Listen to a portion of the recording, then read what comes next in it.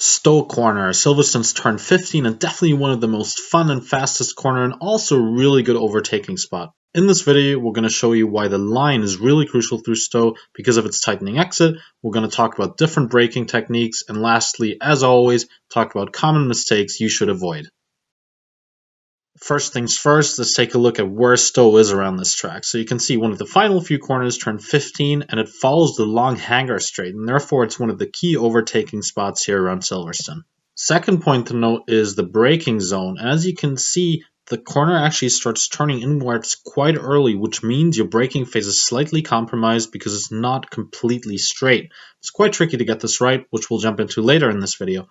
Lastly, as you can see, the exit actually tightens quite a bit, which means you need to sacrifice your entry a bit just to get that exit right.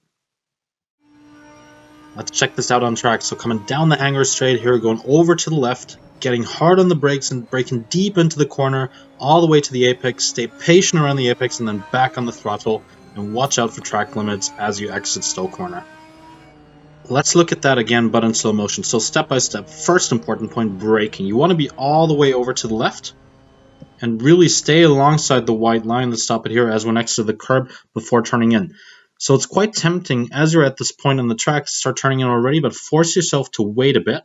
Turn in late, because remember, we gotta have a late apex as the exit is tightening.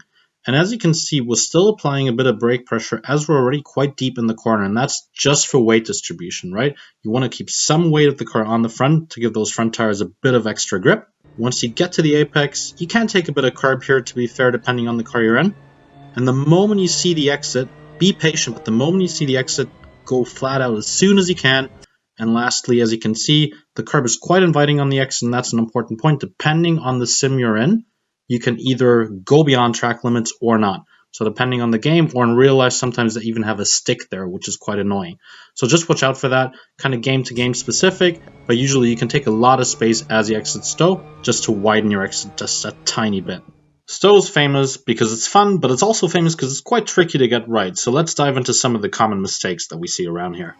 The first mistake we see is related to braking. That is mainly down to Stowe turning inwards quite early on. So as you can see from the map, ideally you want to brake in a straight line, but because of the curvature of the corner, you have to turn just that little bit in the main braking phase.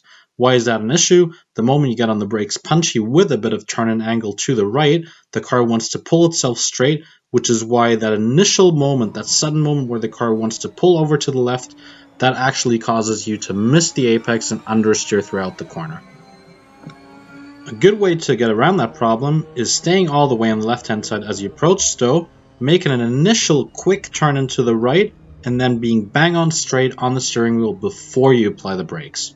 The second mistake we see a lot is actually braking related as well, but the other way around. We're not understeering, we're oversteering. And you can see it in this example, right? It's quite easy to lose the rear end of the car. Why is that? A, you want to brake quite deep into the corner, so you need the weight of the car in the front. But secondly, Stowe braking is actually slightly uphill, which is always going to cause your car to oversteer slightly, so just be careful. If you feel like you're about to go into a spin, open your steering wheel slightly or reduce your brake pressure. And lastly, the classic Stowe mistake, running wide on the exit.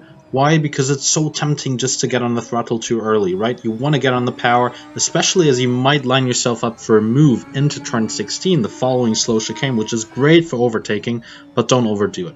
As we said at the start, Stowe is tightening on the exit, so yes, you want to widen your exit as much as possible, but don't go beyond the track limits. How can you avoid that? Be patient on the throttle, right? It's tempting to get on the throttle too early, and the moment you get on the throttle, you lift up the front of the car, means you're prone to understeering, so really only get on the throttle once you're able to go flat out.